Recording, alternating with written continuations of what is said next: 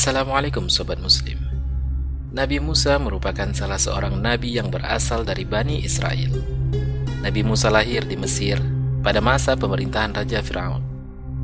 Dalam sejarah dijelaskan bahwa Raja Fir'aun adalah sosok yang terkenal tamak, arogan, dan menganggap dirinya sebagai Tuhan. Berbagai kejadian luar biasa sejak kelahiran Nabi Musa hingga menghadapi kekejaman Raja Fir'aun sangatlah inspiratif dan penuh pelajaran. Salah satunya adalah kisah yang paling terkenal, yaitu saat Nabi Musa membelah lautan yang menenggelamkan Fir'aun dan bala tentaranya. Sebelum kita lanjut, yuk di-subscribe, dan jika video ini bermanfaat, jangan lupa like dan dibagikan kepada orang lain. Seiring Nabi Musa terus menjalankan dakwahnya sebagai seorang nabi, Fir'aun begitu murka dan terus menyiksa kaum Bani Israel. Kemudian Allah memerintahkan Nabi Musa untuk membawa kaum Bani Israel menuju Kan'an. Nabi Musa dan kaum Bani Israel berjalan kaki dengan cepat karena takut akan tertangkap oleh Fir'aun dan bala tentaranya yang mengejar mereka dari belakang. Akhirnya tibalah mereka pada waktu fajar di tepi Laut Merah setelah selama semalam melewati padang pasir yang luas. Rasa cemas dan takut semakin mencekam hati para pengikut Nabi Musa ketika melihat laut terbentang di hadapan mereka. Sedangkan Fir'aun dan bala tentaranya mengejar mereka dari belakang dan berusaha mengembalikan mereka ke Mesir. Mereka tidak ragu bahwa bila mereka tertangkap, maka hukuman matilah yang akan mereka terima dari Fir'aun. Kemudian salah seorang sahabat Nabi Musa yang bernama Yusha' bin Nun berkata, "Wahai Musa, kemana kami harus pergi? Musuh berada di belakang kami sedang mengejar, dan laut berada di hadapan kami dan tidak dapat dilintasi tanpa perahu. Apa yang harus kami perbuat untuk menyelamatkan diri dari kejaran Fir'aun dan kaumnya?" Nabi Musa menjawab, "Janganlah kamu khawatir dan cemas. Perjalanan kita telah diperintahkan oleh Allah kepadaku, dan dialah yang akan memberi jalan keluar serta menyelamatkan kita dari cengkraman musuh yang zalim." Pada saat para pengikut Nabi Musa berdebar-debar ketakutan menanti tindakan Nabi Musa yang kelihatan sangat tenang, maka turunlah wahyu Allah kepada nabinya dengan perintah agar memukulkan air laut dengan tongkatnya. Maka dengan izin Allah terbelah laut itu. Tiap-tiap belahan merupakan seperti gunung yang besar.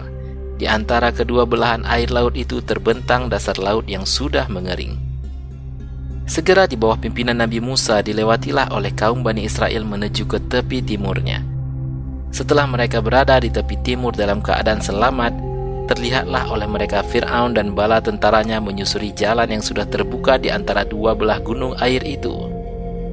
Rasa cemas dan takut kembali mengganggu hati mereka, seraya memandang kepada Nabi Musa seolah-olah bertanya apa yang hendak dia lakukan selanjutnya.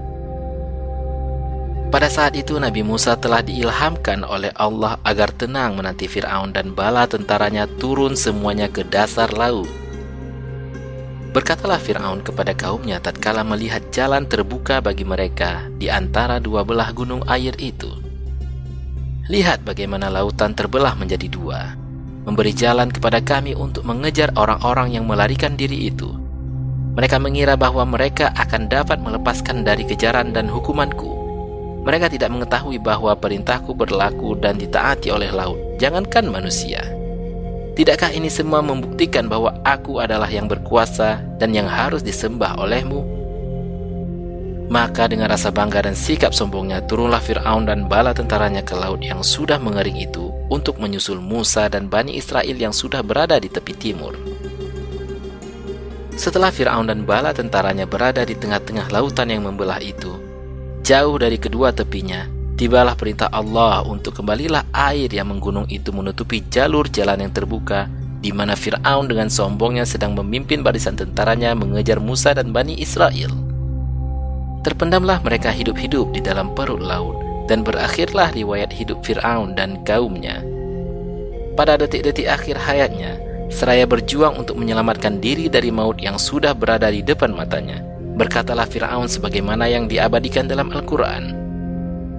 Sehingga ketika Fir'aun hampir tenggelam, dia berkata, "Aku percaya bahwa tidak ada Tuhan melainkan Tuhan yang dipercayai oleh Bani Israel, dan aku termasuk orang-orang Muslim." Quran Surah Yunus ayat 90. Demikian Sobat Muslim, kisah tenggelamnya Fir'aun dan kaumnya yang sombong dan zalim. Allah membiarkan tubuh Fir'aun tetap utuh sebagai pengingat akan kekuasaannya untuk manusia yang hidup setelah masa Fir'aun berlalu, agar senantiasa bertakwa kepada Allah. Taubatnya Fir'aun di akhir hidupnya tidaklah diterima oleh Allah. Taubatnya itu datang terlambat, yaitu ketika Fir'aun telah menyadari kematiannya sudah sangat dekat. Jika antum memiliki informasi lain untuk melengkapi kisah tersebut, silahkan komen di bawah. Jazakallahu khairan katsiran.